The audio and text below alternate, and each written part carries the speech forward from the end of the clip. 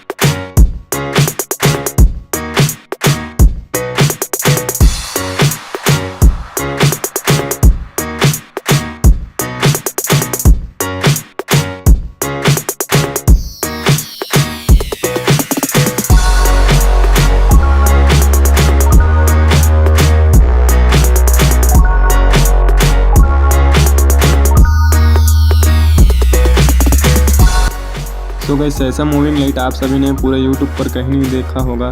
तो गाइस ये moving light आप सभी को अच्छा लगा होगा तो प्लीज़ वीडियो को एक लाइक कर देना, और चैनल पर मेरे नहीं हो गाइस तो प्लीज़ चैनल को भी सब्सक्राइब कर देना।